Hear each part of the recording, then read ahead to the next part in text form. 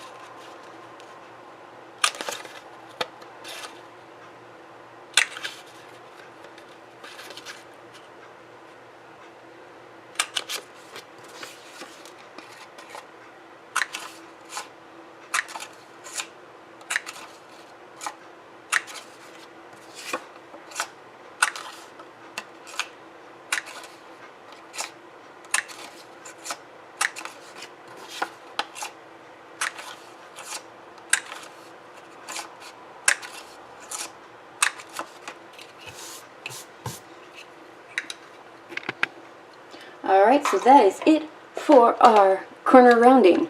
Riveting stuff, alright? Alright, so now I'm going to go ahead and adhere these pieces onto the box. I'm using my handy dandy snail adhesive.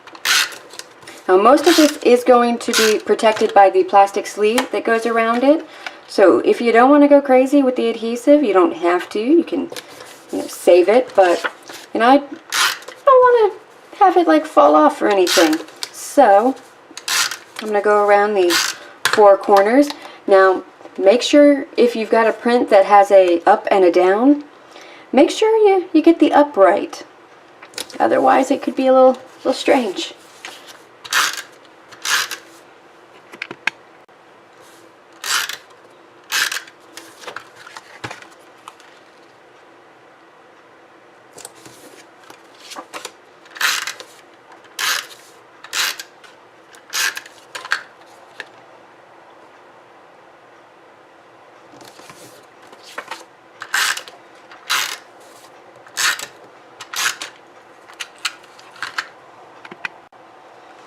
Alright, last little piece goes right on this little top flap here. And make sure you've got it going the right way. Remember, it's going to flip and fold over that way. So make sure you've got it going right. So I just put it on. You got your 2 squares here, which is going to be your side. I don't worry about the bottom, and the top we took care of. Alright, that's it for this for now. We can set all of this aside and let's get our stamping on. So I've got my Whisper White, my Real Red stamp pad, and my Sentiment. So I'm just going to stamp this on here. And remember to allow enough room for the actual framelit. So just keep that in mind. You're going to stamp straight down. Don't rock too much, because that's when you get like the corners, like the edges inked, and it might get everywhere. So I just push straight down, try to do even pressure without rocking, and then pull it straight up. I leave it on for a little bit, let the ink kind of sink in to it, and then I lift and I pray, just like all of us. Alright, now we're going to get our Big Shot over here after I, finish making things messy. Oh, there we go. Handy dandy Big Shot. Again, big fan of the Big Shot. I use this a lot, and it is totally worth it. Now remember, when you're using your dies, to make sure that the cut edge is facing down. I sometimes forget to do that, and then I'm like, why did that not cut out? And then I have that, oh yeah, there really is some blonde under there. All my funky colors, isn't there? We all have blonde moments, and it's nothing to get against blondes. I'm a natural blonde, so I get it. I understand. Alright, so look at that nice little stitched edge that just gives it that little something. Alright, now put this stuff aside and get our Real Red. Here we go. We'll get our nice little scallop. You could also, if you were feeling really ambitious, because this is already a 3D package, you could do a nice little rosette and then have this on top of the rosette. If you wanted to, that would be really fun. And if you're doing these up for an event like an awards event, and they give out like the ribbons, it'll give it more of that, ribbon feel to it. So there we go. Those are going to go right over each other. You could also opt to emboss your image. The Real Red, I believe it's Stampin' Glitter Emboss, Stampin' Emboss Glitter would be gorgeous with this. I've made tags and done that. If you want to do gold or, silver, copper, whatever, have fun. I just figure if you're going to be making a whole bunch of these, just stamping with the ink is probably your best bet. Alright, we are in the final stretches now. I'm going to grab some dimensionals, and we're just going to pop this baby up. I'm going to pop up both this sentiment stitched framelits circle. There we go. And I'm going to pop up this. Now I kind of like, you know, so I've got my dimensionals here and here on the stitched framelit, and then I did opposite on the back. And so it gives, I don't know, I just feel it's a little bit more secure, and maybe it's all in my head. So alright, we've got the top of our box. I'm just going to center that, give it a bit of a push, and you know, that's basically it. It's done. Alright, let me show you how to fold up these boxes. Step 1, see this little bit? You fold that down first. And then you're going to fold in either side, and you're going to have those go underneath that. And this is the last one, and it will go right in there. And that is the bottom of your box. And you know, fill it with goodies. Get my folds in here. And you can leave it like that if you want. Or it does come with the sleeve. So the sleeve is just going to slide over.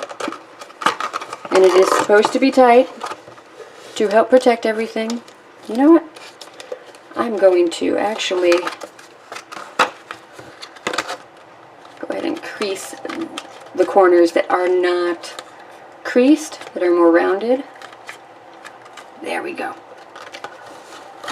See if that makes for a nicer presentation. So alright, there you go. That is it. Now if you wanted to, could wrap your ribbon around, tie it, in case you're, you know, worried about it popping up. I'm not going to do that because it's an empty box, but that is an option for you. Or you could put it around like another belly band, like that.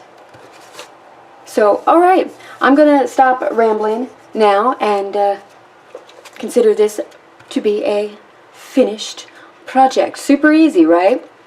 Alright, so some upcoming events for you. The Stampin' Up! Online Extravaganza is going to be running from November 21st through the 28th. Alright, this is kind of their Black Friday sort of event. There are lots of things on sale. This will be provided on my website. The link will be in the description bar below. Now on the 21st and the 28th, they're going to have 24-hour sales of things like bundles mostly.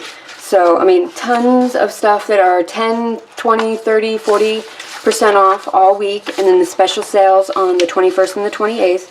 And if you want more information on this, it'll be on my website. If you want to be kept up to date on any of the sales and promos that are going on with Stampin' Up, follow my Facebook page. I update that with the sales and stuff all the time. I do that more than anything else. You can also follow me on Instagram.